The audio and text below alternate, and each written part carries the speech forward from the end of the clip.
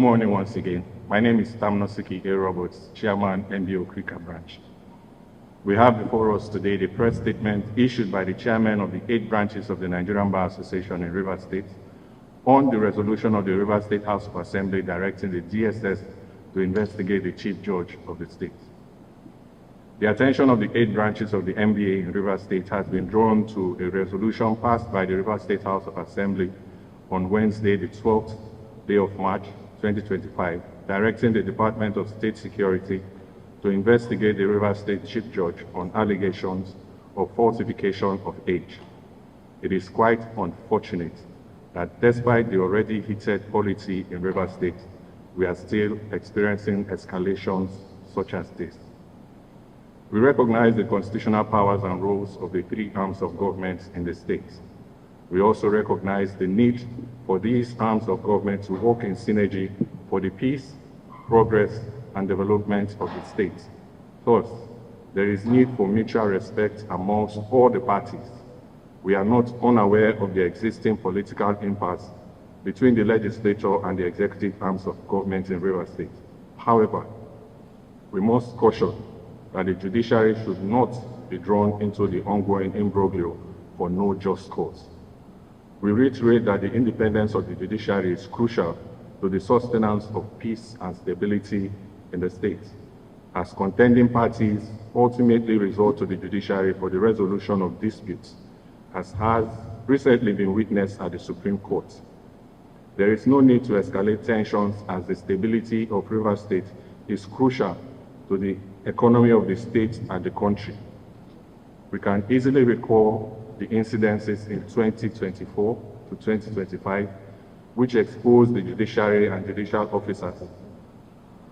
2014 to 2025, rather, which exposed 2014 to 2015, which exposed the judiciary and judicial officers that resulted in the closure of our courts.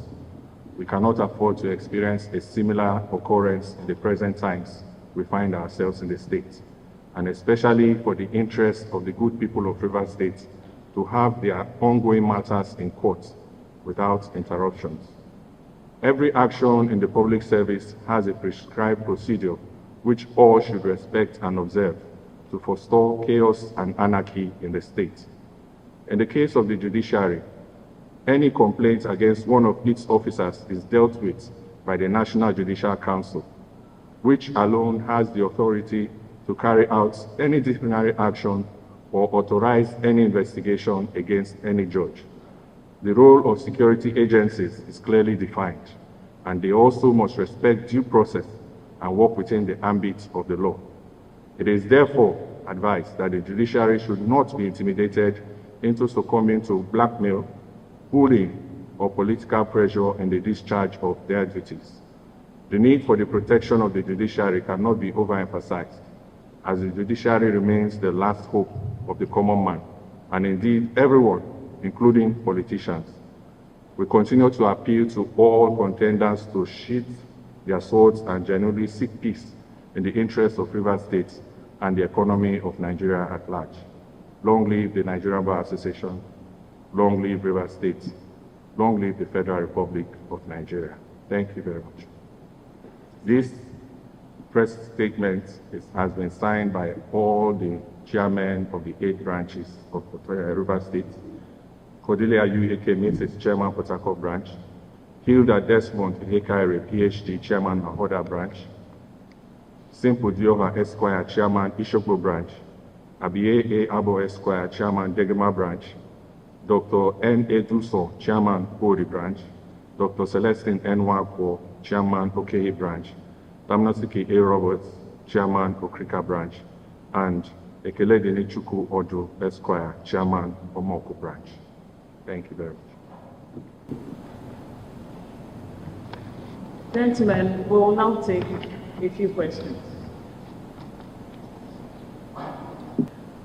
Well, as you can see, this is a statement concerning a specific issue, nothing related to the Tony Okocha issue. And that time, there was an ultimatum, of course, that was issued. And Subsequently, we had to decide whether it was necessary or not to engage. We react to issues based on what transpired at the moment. This position taken by the chairman is because of the prevailing circumstances.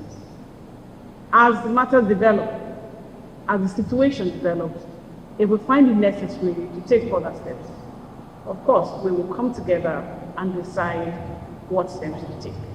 But for now, we cannot preempt and say, this is what we are going to do, because we do not know exactly what will happen after today. Thank you. In Rivers State. Rivers people want peace and stability. So for the contending parties, NDA would always advocate the use of democratic means to resolve their disputes, complying with the rule of law, which is why we do not want the judiciary to be drawn into the political crisis.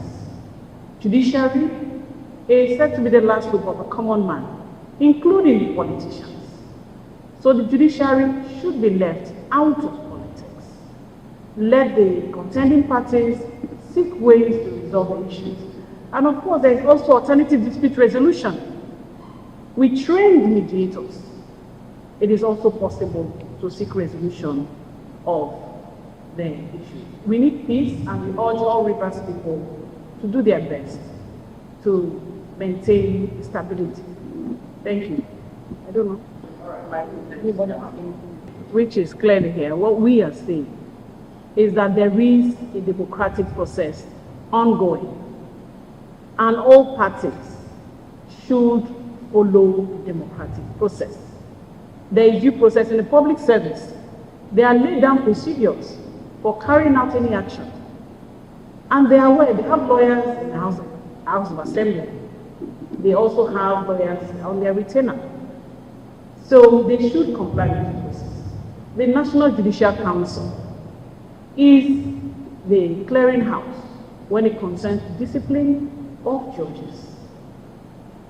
Due process should follow. When there is a complaint against any individual, the person is also given the opportunity to be heard. The Constitution guarantees fair hearing.